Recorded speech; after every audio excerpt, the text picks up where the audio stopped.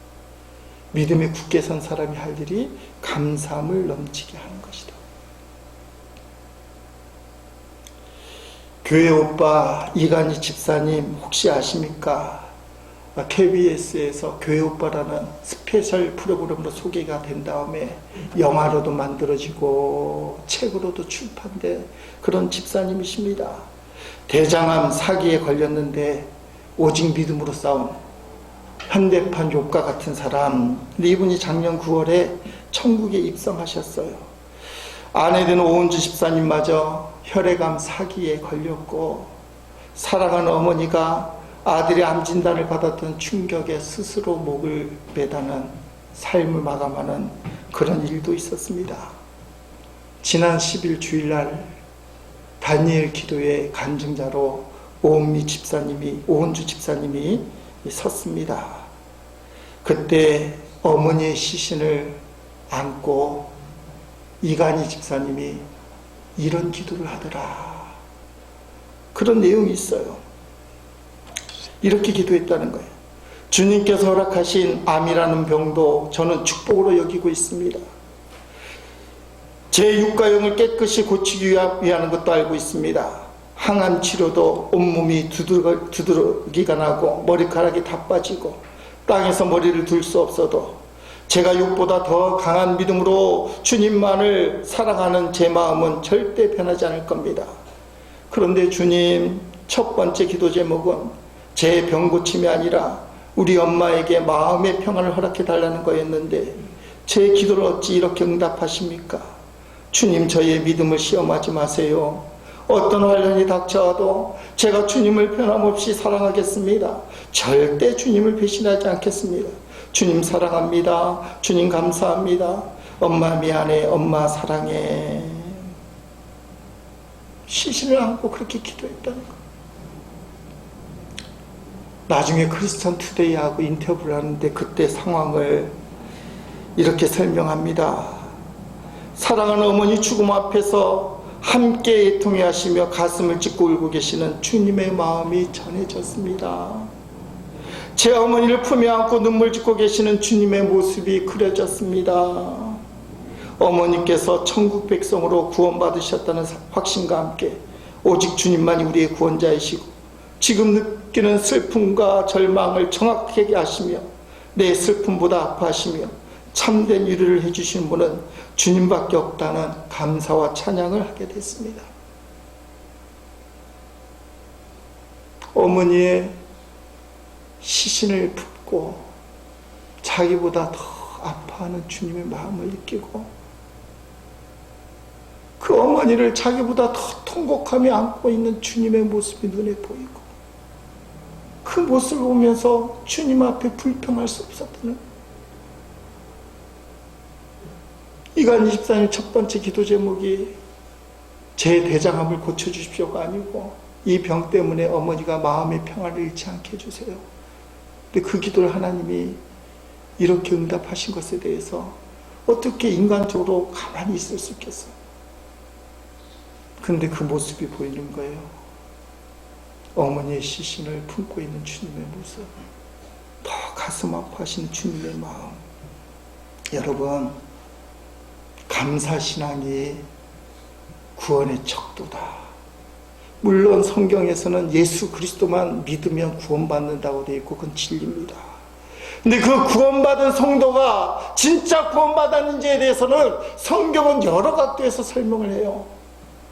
야고보 사도가 뭐라고 얘기합니까? 행함이 없는 믿음은 죽은 믿음이다. 그렇게 표현을 합니다.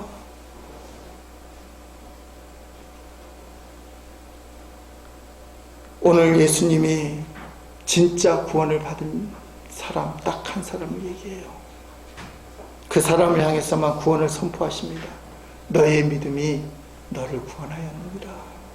사랑하는 성도들 여러분, 예수님 믿고 구원받다고 하는 저와 여러분이 정말 진짜 믿음을 갖고 구원받았는지 예수님은 물어요. 오직 예수님만 보이는가? 아니면 예수님 빼고 세상이 보이는가? 예수님밖에 안 보이는 사람, 이 사람이 구원받은 사람이다. 오늘 추수감사절을 맞이하면서 예수님을 전적으로 인정하는 거예요. 난 예수님밖에 없어. 나는 그 예수님을 인정합니다. 그리고 예수님 앞에 전심으로 감사하겠습니다. 9명의 고침받은 나병 환자가 아니라 주님 발 앞에 엎드려서 주님 앞에 전심으로 감사하라. 그래서 구원을 확증받은 이 사람과 같이 주님 앞에 구원을 확증받는 저 여러분 될 수 있기를 주의 이름으로 축복합니다.